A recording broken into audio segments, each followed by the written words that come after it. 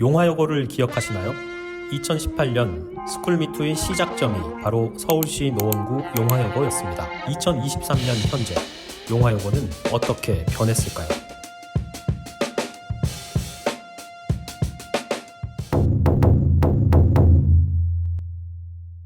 스쿨미투의 시작을 알린 용화여고는 여전히 학교 내 성폭력에서 안전하지 않았습니다. 2020년과 2022년 또다시 교사에 의한 성폭력 피해 사건이 발생했습니다. 2020년 가해교사 A씨는 학생을 성희롱했습니다. A씨는 2018년 스쿨미투 운동 당시 가해교사 중 한 명으로 지목된 인물이었습니다. 2022년에는 B교사가 학생을 대상으로 무거운 사건을 저질렀습니다. 두 건 모두 피해 학생이 신고한 사건입니다.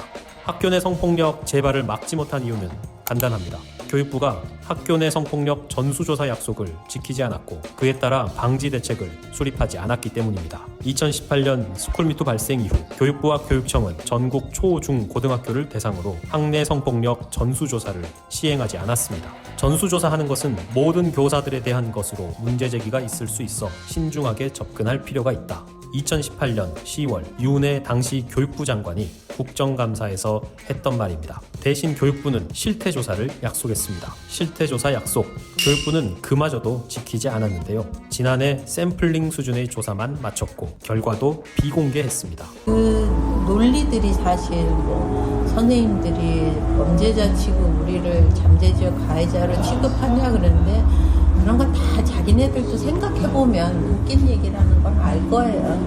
근데 중요한 거는 그 말 뒤에 교육청이 숨는다라는 거죠.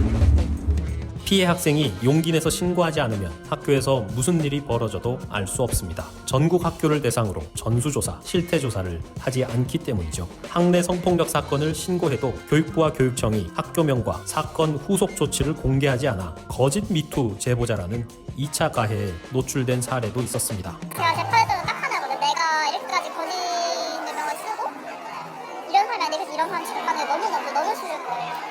저뿐만 아니라 주변 사람들 다 피해를 입으니까 그게 너무 보기 힘들고 이러니까 최소한 아닌 것만 밝히자. 아닌 건 밝히자 생각을 했었어요. 나중 가서는 그게 시작이 돼가지고 나중 가서는 안 되면 잡지 뭐. 그렇게 가는 거예요. 왜냐면 난 이미 이렇게 다 잃었고 그 사람 최대한 덜 안 받으려 하는 거예요. 그럼 나는 갈 때까지 가보자고.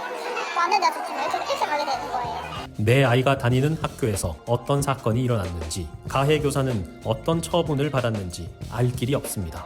교육부, 교육청이 피해 학생이 신고한 성폭력 사건을 어떻게 처리했는지 공개하지 않기 때문입니다. 스쿨미투 가해 교사가 징계 처분을 받지 않고 오히려 승진했다는 증언도 있었습니다. 지난해 10월 국회 교육위 국정감사에서 공개된 학부모의 편지입니다. 당시 학생들은 가해 교사의 해임과 진정성 있는 사과를 요구했지만 학교 측은 오히려 가해 교사들을 교장, 학교 법인 이사 등으로 승진시켰습니다. 전수조사라는 게 사건이 어떤 게 있었냐만이 아니라 그 문화를 파악하기 위한 선제적인 조사가 또 있잖아요. 학생들이 본인들이 그런 걸 느꼈다거나 당했다거나 받거나 그런 것들이 이야기가 나온다면 안 나올 학교가 있겠느냐라는 생각이 들고 우리나라가 아마 뒤집어질 근데 사실 뒤집어질 일도 아니죠. 현실 그냥 그대로 보여주는 지금 가려놓은 것 뿐인데 드러내는 것 뿐인데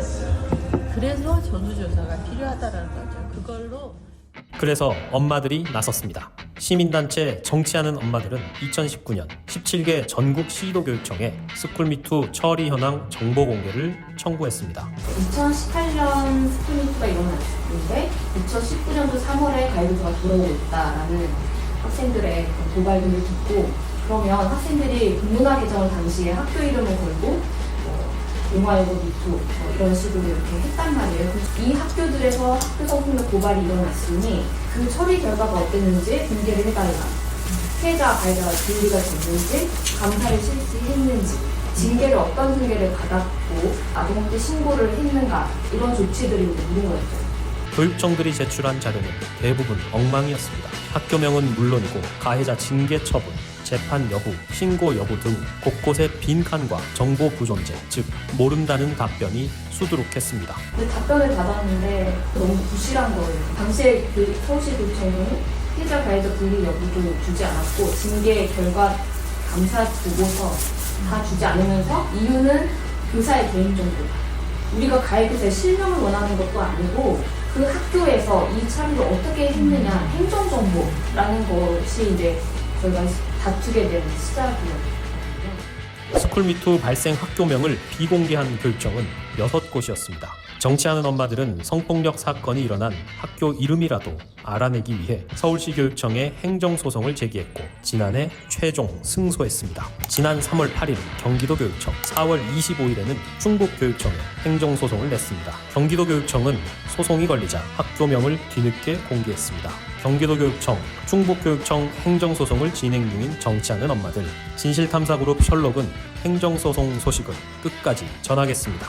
성폭력 없는 안전한 학교를 위해 끝까지 가보자. 자세한 내용은 기사를 통해 확인해주세요.